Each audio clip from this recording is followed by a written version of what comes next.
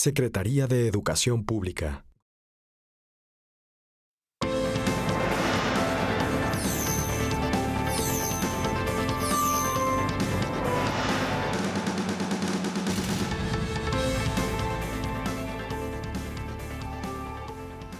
¿Qué tal? ¿Cómo le va? ¿Cómo le va? Muy buenas noches. Muy buenas noches. Qué bueno que está con nosotros. Gracias. Bienvenido a una emisión más de Mesa Cuadrada. Me da gusto saludarle. Soy Enrique Lascano y les saludo como siempre en nombre de todos mis compañeros de este equipo de trabajo. Hoy con un tema muy interesante porque mire, hay temas que de alguna u otra manera nos competen a todos. El tema económico, el tema comercial, pues siempre tiene una repercusión, digamos, en nuestro ámbito muy personal, ¿no? Porque finalmente, de cómo anda el tema económico, comercial, financiero, pues será como anda en muchas circunstancias nuestra propia economía. Hoy vamos a tratar un tema que tiene que ver con las posibilidades de diversificación de nuestra posibilidad comercial, dada nuestra circunstancia geográfica, nuestra pertenencia, digamos, al Asia-Pacífico, al Pacífico, y con la posibilidad de comerciar con Asia. En fin, se ha convertido en todo un tema a partir de la decisión de Estados Unidos de salirse del acuerdo del TPP. ¿Qué queda de esto? ¿Cómo se puede impulsar? ¿Cómo se puede revolucionar esta posibilidad comercial? De esto vamos a hablar con un experto. Pero, bueno, déjame presentar a quien me acompaña en la mesa. Omar Cepeda, ¿cómo estás? Un gusto saludarte, Enrique, a ti, por supuesto, a todo el auditorio. Muy buenas noches. Pepe, ¿cómo estás? Muy bien, muy buenas noches. Muchas gracias por acompañarnos. Y el doctor Ulises Granados, un hombre con una trayectoria académica muy interesante, con estudios en el extranjero, internacionalista y un analista que nos va a ayudar hoy a desentrañar este asunto. Doctor, gracias por acompañarnos. Muchas gracias por la invitación, es un placer. Un gusto. ¿Qué es hoy esta posibilidad, doctor? ¿Qué es esta posibilidad del comercio en esta región del Pacífico? Pues mira, desde la década de los años 90, desde que realmente México a principios de los 90 se pega a este foro de cooperación APEC, ha tratado de diversificar sus relaciones comerciales con la región Asia-Pacífico. Creo que hemos dependido mucho de Norteamérica, en especial del Tratado de Libre Comercio, y ahora la situación política, la coyuntura con la nueva administración de los Estados Unidos nos obliga a repensar y a tratar de activar mecanismos con Asia-Pacífico. Y bueno, México participó desde hace varios años en las negociaciones del TPP y el objetivo principal del gobierno federal, de Secretaría de Economía, es continuar diversificando la relación comercial de México. Es decir, no poner todos los huevos en la misma canasta. Así es. El TPP, ¿cuáles son, a diferencia de otros acuerdos, de otras estructuras económicas de comercio, sus principales beneficios y, por supuesto, para México, qué mejoras le traería? Mira, hay distintos tipos de acuerdo. Hay los clásicos acuerdos de libre comercio, hay otros acuerdos de asociación económica que incluyen algunos rubros de cooperación, por ejemplo, como el que tiene México con Japón. Pero en este caso, el Tratado de Libre Comercio, como se negoció, como salió en estas casi 8,000 páginas de texto, tiene estándares muy altos en algunos rubros que sobrepasan los acuerdos tradicionales de libre comercio, ¿no? Estándares de trabajo, estándares de calidad, de propiedad intelectual, va muchísimo más allá del libre comercio. Cada vez que hablamos de negociar con un país distinto a Estados Unidos y Canadá, que son los más cercanos, decimos, bueno, ya es tiempo. Yo creo que no es una mala posibilidad, sino la necesidad. Pero ¿por qué hemos fallado en esas negociaciones? ¿Y cuánto representa el mercado en el caso del Pacífico, representa para México? Pues mira, el TPP integrado por estos 12 países, cuando todavía estaban los Estados Unidos, representaba alrededor del 40% del Producto Interno Bruto global. Una cantidad muy grande, 40-50% de la población mundial, es muy relevante y bueno, México ha firmado acuerdos de libre comercio y acuerdos de asociación económica con muchísimos países, más de 40 naciones. Creo que es el país con más acuerdos. Es de los países que tienen más acuerdos. Entonces, hay una política muy clara de apertura, se cree en la globalización, se cree en la regionalización. Yo creo que es una política correcta porque a mí me da la impresión de que a pesar de los Estados Unidos y de estas políticas proteccionistas, yo creo que todavía se cree en el modelo neoliberal, el orden liberal internacional que está basado en el libre comercio y en la interacción entre los países. Doctor, hoy se mira el TPP como una posibilidad, como un plan B ante la eventualidad de que México, Estados Unidos y Canadá no pudieran refrendar el TLCAN. Un poco de la mano de lo que le preguntaba Pepe Ureña, ¿sería realmente una posibilidad que pudiera suplir al Tratado de Libre Comercio o no nos alcanzaría? Pues mira, yo creo que es un poco navegar en aguas todavía no trazadas. Es difícil, tenemos una dependencia muy grande con los Estados Unidos en nuestro comercio, alrededor del 80% del comercio exterior que hace México es con el vecino del norte, pero no tenemos de otra. Realmente no hay de otra. Ahora, es como escoger un poco el mal menor, ¿no? Sabemos que hay una relación muy intensa ahorita entre las negociaciones del Tratado de Libre Comercio y su el eventual retiro de los Estados Unidos y la negociación con el TPP-12 y ahora con el TPP-11. Hay un vínculo muy especial ahí y es tan claro como el hecho de que el fin de semana pasado vimos que la delegación canadiense decidió no presentarse para firmar un documento de acuerdo final entre los 11 países, ¿no? Entonces, Canadá también tiene muy claro esto de que tiene que diversificar, pero Canadá no espera firmar algo deprisa, así, al vapor. No le corre. No, exactamente. No, es un mensaje muy claro tanto a los Estados Unidos y probablemente también a México, ¿no? Y ahí está relacionado íntimamente con el Tratado de Libre Comercio de América del Norte. Ahora, yo creo que, sí creo que México podría tener ciertos beneficios con el TPP-11, que ya ahora se llama de otra forma, porque, bueno, México no tiene acuerdos de libre comercio con algunos países de Asia-Pacífico, Singapur, Nueva Zelanda, Australia. Entonces, son mercados que se podrían abrir. En ese sentido, podría representar una ventaja. Posibilidades económicas interesantes. Sí. Obviamente no se puede comparar con la ventaja que tenemos en las exportaciones hacia los Estados Unidos, ¿no? Hay que ser realistas, pero pues es necesario diversificar. Con ninguno de ellos tenemos 3,000 kilómetros de frontera, ¿no? Bueno, eso es la realidad. Bueno, nos está pidiendo un corte. ¿Vamos a un corte? Vamos a un corte. Esto es Mesa Cuadrada. Regresamos después del mismo. No se vayan.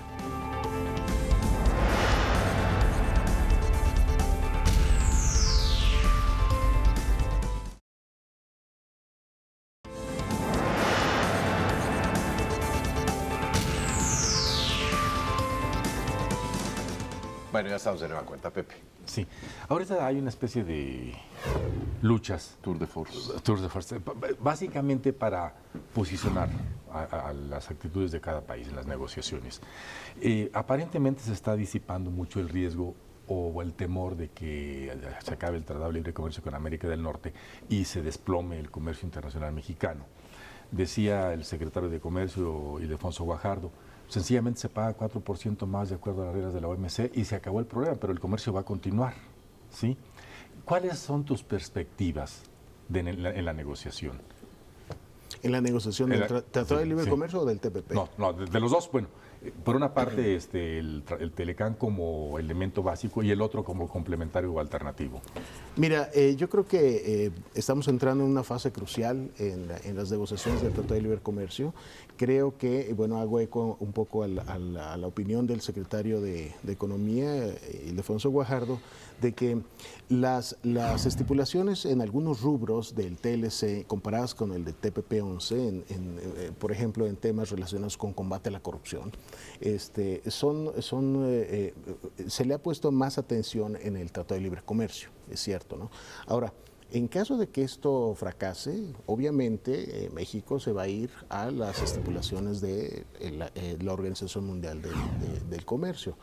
Y en ese sentido el TPP podría representar el plan B, ¿no? Indudablemente.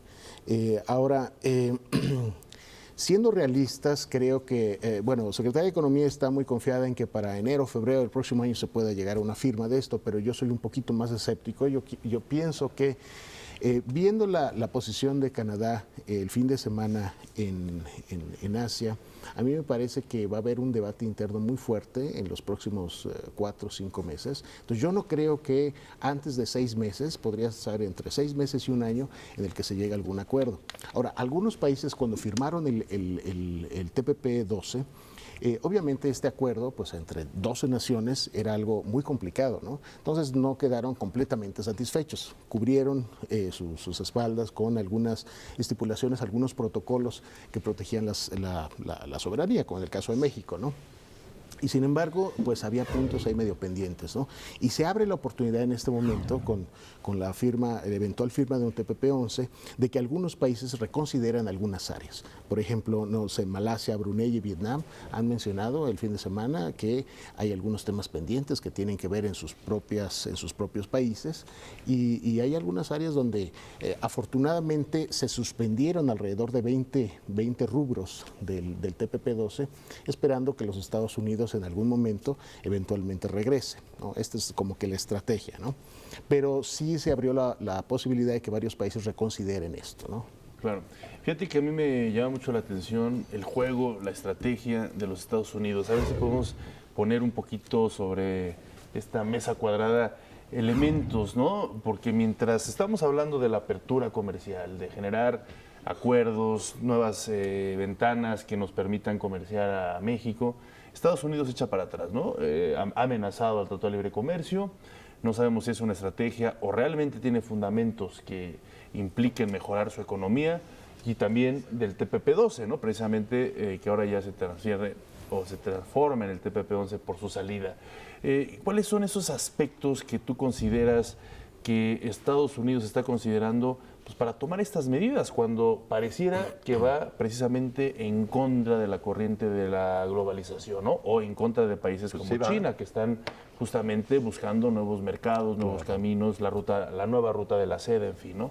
¿Cuáles son tu análisis Mira, al respecto? a mí me llama mucho la atención el hecho de que probablemente no hay una lógica económica muy clara por parte de la administración Trump para sabotear estas negociaciones. Estados Unidos está pidiendo que se aumente el porcentaje de reglas de origen, y es prácticamente imposible ahorita, ¿no? Una actitud muy proteccionista, ¿no? Sí, no, pero además muchos de los automóviles del modelo 18, por ejemplo, ya están en proceso de producción, ya están casi terminados, ¿no? Me llamó mucho la atención el día de ayer, hubo una carta enviada por varios legisladores, por bastantes legisladores en los Estados Unidos, donde se critica un poco la posición del gobierno de los Estados Unidos. Entonces, lo que deja esto entrever es de que Estados Unidos no es Estados Unidos nada más. O sea, hay fuerzas al interior que están en contra de la posición proteccionista de los Estados Unidos, y hay algunos estados fronterizos con México que realmente pues no les convendría que se sabotearan entre ellos, ¿no? Que se sabotearan las negociaciones del TLC. Creo que la administración Trump está, y el presidente de los Estados Unidos está obedeciendo un poquito a llamados de parte de su electorado, ¿no? Quisiera pensar que a lo mejor está iniciando de alguna forma campaña para su reelección en los próximos años, y está respondiendo a ciertos sectores de la sociedad que están exigiendo, pues, America First, ¿no? Pero en el aspecto técnico creo que hay problemas. No hay lógica económica para dañar esto, ¿no? Yo comparto ese punto de vista, me parece que va encaminada a eso, a un electorado blanco, poco globalizado, con empleos poco remunerados. Así es. Que son los que en esta lógica estarían quitando a lo mejor. En fin, ahora, yo te preguntaría algo, doctor. ¿Qué papel va a jugar China con 1.300 millones de seres humanos como el gran mercado, si no funcionara el NAFTA, como el gran mercado para México, con una clase media ya con poder de compra? ¿Podría suplir digamos, no totalmente, pues, ¿no? Porque hablamos de la cercanía y tal, pero es un gran mercado, China. Claro, claro. Mira, desde hace alrededor de 10 años, China ha engrosado la clase media. Hablan de 400 millones de Así es, clase media. esta gente tiene poder adquisitivo más alto del que tenía en el pasado y hay nichos de mercado ahí interesantes. Desde alrededor del año 2012 se ha pensado en el gobierno chino en la reestructuración de su proyecto de crecimiento económico, enfatizando más el consumo más que la exportación. China piensa a corto y mediano plazo dejar de ser la fábrica del mundo, ¿no? Estimular más nuevas tecnologías, más el consumo, más inversiones que vengan del exterior. Desde el año 2014, en la cumbre de APEC en Beijing, el presidente chino Xi Jinping propuso un estudio de factibilidad para crear un área de libre comercio para Asia-Pacífico. Esta es la gran aspiración de APEC desde 1989.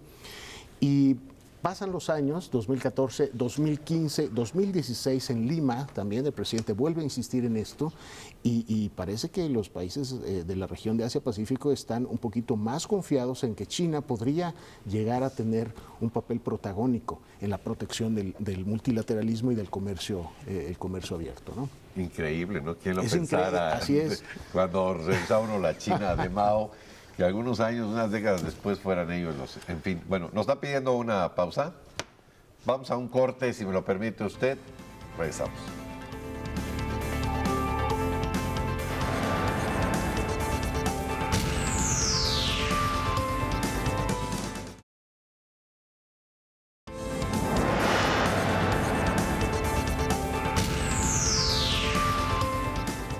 Bueno, ya estamos de nueva cuenta, Pepe.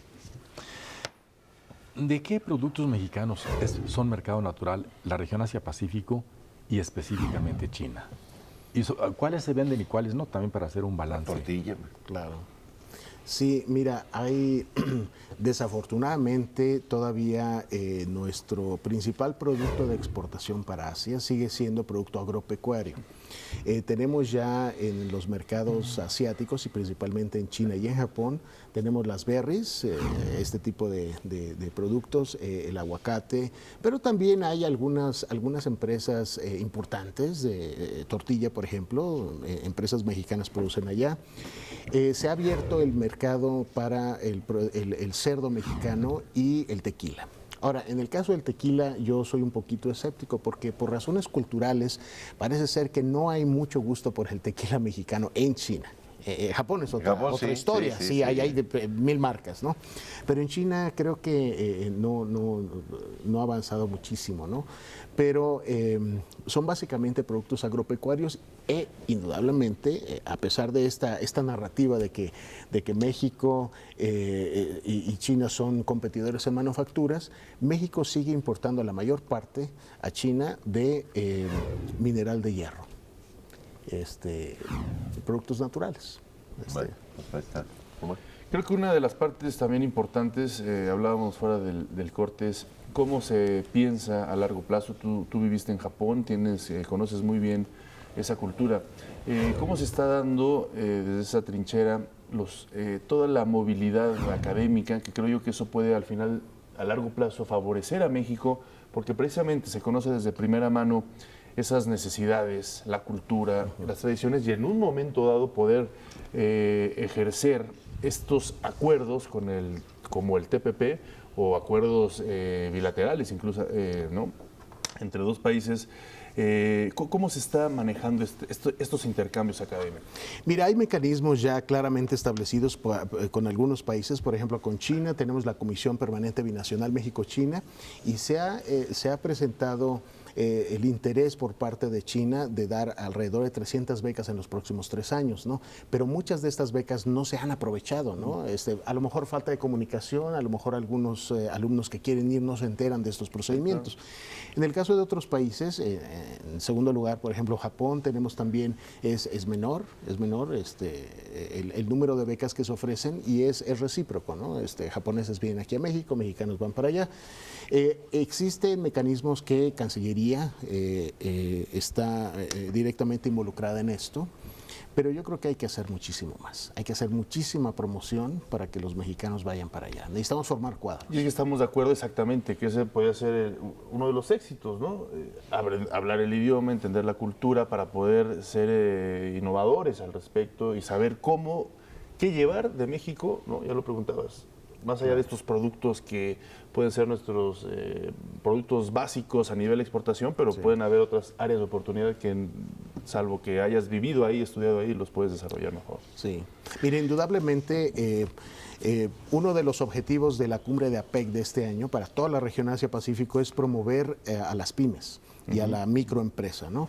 Se ha reconocido que en los últimos años, pues los que se han beneficiado de la globalización son las grandes empresas, las que tienen el poder económico, el capital suficiente, y mucha gente se está quedando rezagada. Entonces, uno de los temas en el G20, en APEC, en el G7, en todos estos mecanismos multilaterales es tratar de impulsar a las pequeñas, micro y pequeña y mediana. Que son las que dan el mayor número de empleos en el mundo, no las grandes empresas, sino las pequeñas y medianas empresas. Así es. En China, por ejemplo, se lleva a cabo cada año en Guangzhou, en el sur, en Cantón, cerca de Hong Kong, una feria de pymes y se invita a empresas mexicanas. Entonces, este es un trabajo que tiene que hacer el Consulado General de México en Hong Kong, de promover entre empresarios mexicanos, pequeños empresarios, junto con ProMéxico para que vayan para allá. Claro. Oye, tú participas en proyectos de investigación. ¿Cuáles están en curso? ¿Qué proyectos están actualmente, específicamente con China? Hablamos de China como el gran mercado, a nivel bilateral. Bueno, mira, hay algunos proyectos en los que, bueno, yo personalmente no participo, pero la Universidad Nacional Autónoma de México tiene algunos proyectos, cooperación científica, cooperación tecnológica, cooperación cultural. Son pocos, pero existe una amplia gama. Yo personalmente estoy en un proyecto junto con la UNAM para tratar de visualizar cuáles son los impactos de la relación de México con Asia-Pacífico, precisamente en relación a el posible fracaso en las negociaciones del TLC, ¿no? Entonces, trabajar sobre esto, ¿no? Doctor, ¿cuánto vale el mercado de Asia-Pacífico? Es decir, hay, digamos, algunos polos de desarrollo, la Europa unificada, por ejemplo, que es muy poderosa, ¿no? El Telecán, el comercio. ¿Cuánto vale este mercado en relación con otros del mundo? Pues mira, en términos de comercio bilateral, a México le reditúa el comercio con China alrededor de 75 mil millones de dólares. Tenemos un gran déficit con China, pero es una cantidad muy grande. Le compramos mucho. Le compramos mucho, pero es una relación comercial muy sólida. Con Japón tenemos alrededor de 14 mil, 15 mil millones de dólares. También tenemos un déficit importante ahí. Y en menor medida con Corea del Sur, Singapur y con la India, muy poco, ¿no? Son áreas seleccionadas, no es una región, son países, está China, Japón principalmente, y como bloque la región del sudeste de Asia, la Asociación de Naciones del Sudeste de Asia representa también una parte modesta, pero que tiene un gran potencial. México está interesado en poder fortalecer las relaciones con estos países, en términos muy particulares con Vietnam, por ejemplo, ¿no? Con Vietnam tuvimos hace 10 años un intercambio comercial de 500 millones de dólares en ese año, y el año pasado tuvimos 10 veces más. Entonces, hay áreas importantes que se está empezando a analizar cómo abrir mercados ahí. Claro, y a dinamizar sin duda alguna. Entonces, después de todo este mapeo que hemos hecho sobre Asia, sobre la importancia del mercado, etcétera, ¿en qué etapa estamos del TPP-11? ¿Qué sigue y cuándo podríamos pensar ya una real, pues ahora sí que acuerdo, firmas y que obviamente se empiece a traducir en resultados? Mira, este acuerdo se firmó, el TPP-12 se firmó en febrero del 2016, principios del 2017, en enero, el presidente de los Estados Unidos, Donald Trump, dijo que se retiraba, anunció oficialmente el retiro, y ahora probablemente estas 11 naciones estén interesadas en llegar a un acuerdo entre jefes de Estado y de gobierno, probablemente de aquí a junio, más o menos del próximo año, y es un camino largo. Es un camino largo porque hay que pasar otra vez por los poderes legislativos de cada país para firmar esto, ¿no? Entonces, durante los 2 años más o menos que se llevó a cabo esta negociación final del TPP-12, hubo mucha secrecía, no se hablaba. Yo quiero pensar que inclusive muchos senadores no conocían el texto. no lo conocían. Ya se conoce el texto final, se puede inferir qué áreas se pusieron en la congeladora para los Estados Unidos, pero continuará un periodo de alrededor de 6 meses un poco de secrecía porque la negociación así es. Yo creo que ahora, a propósito de esto que dice, doctor, que tengan el Senado en la mayoría de los países que son los que sancionan los acuerdos internacionales, me parece que habrá una actitud positiva para esto, ¿no? Es decir, uno no entiende lo que sucede en Estados Unidos, bueno, no lo entiende uno a partir de la presidencia del señor Trump, ¿no? Porque va a contracorriente de lo que se está viviendo en el mundo, que es abrir los mercados. Pero me parece que no habría mucho problema, tengo la impresión, para ratificar un acuerdo como este, ¿no? Yo creo que no. Probablemente Malasia y Vietnam puedan presentar algunos pequeños problemas en el sector textiles, en el caso de Vietnam. Es su fortaleza. Es su fortaleza en el área en Malasia, por ejemplo, en compras del Estado o la cláusula de nación más favorecida, porque en Malasia hay una política de apoyar a ciertas etnias frente al poder económico de las etnias chinas y de la India. En Australia puede haber algunas reticencias por parte del gobierno y de algunos sectores, en el caso, por ejemplo, muy particular de compras de terrenos por parte de extranjeros de terrenos en Australia, inclusive en Nueva Zelanda también, y los casos de propiedad intelectual, que es un tema muy, muy espinoso, ¿no? Medicinas genéricas, patentes, la extensión de las patentes. Hay algunos temas interesantes aquí que podrían salir en la mesa de negociaciones de aquí a varios meses, pero yo creo que en general sí estamos hablando del 90% de acuerdo entre los 11 países. Muy bien. Un último comentario. Un último. Pregunta muy breve. Decías que el TPP-12 con Estados Unidos representaba 40% del comercio global. Sin Estados Unidos, ¿a cuánto baja? Bueno, sin Estados Unidos, pues sí bajaría considerablemente.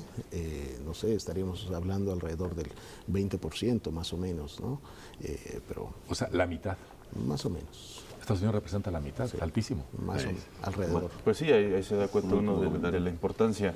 Pues estamos viendo un nuevo reacomodo también, me parece, pues ya adentrados en el siglo XXI, del comercio internacional. ¿Cuáles son esos distintos polos que tú estás viendo a nivel ya global, ya saliéndonos de Asia-Pacífico, que habría que prestar atención? Mira, yo creo que en el hemisferio americano, esta parte de la zona de América del Norte, en América del Sur hay dinámicas muy interesantes. Esta Alianza del Pacífico, ya se ha creado el mecanismo de Estado asociado, y entonces, porque se hablaba de Estado candidato y de Estado miembro del procedimiento, pero esto como que no estaba funcionando, y la figura del Estado asociado es interesante. Mercosur, países del Mercosur están interesados en crear sinergias con Alianza del Pacífico, entonces creo que entre México, Centro y Sudamérica hay un polo ahí con Alianza del Pacífico que deberíamos aprovechar. En Europa, indudablemente la Unión Europea, hay un polo económico interesante en Asia Central, encabezado por China y Rusia, con algunas naciones exsoviéticas. Y en Asia del Este, no sudeste de Asia principalmente, pero todo el Asia del Este, se está negociando un acuerdo, el RCEP, entre 10 naciones del sudeste de Asia: China, Japón, Corea del Sur, Australia, Nueva Zelanda y la India. Entonces, estos 16 países están negociando un acuerdo un poquito menos ambicioso que el TPP-12 u 11, pero es posible que se llegue a un acuerdo ahí, ¿no? India está metiendo algunos problemas, pero probablemente después del acuerdo parcial en Hanoi, en Vietnam, probablemente se aceleren las negociaciones. Es interesante. Bueno, pues ahí tiene usted este tema, queda mucho todavía de qué hablar, y doctor, gracias por haber venido. Un placer, Enrique, muchísimas gracias. Gracias, Luis Granados. Gracias. Buenas Pepe. noches a todos. Gracias, Omar. Un gusto. Buenas noches. Gracias a usted que nos acompañó en una emisión más de Mesa Cuadrada. Yo soy Enrique Lascado y en nombre de todos mis compañeros, que tenga usted lo que resta de ella una aventurosa noche. Hasta la próxima.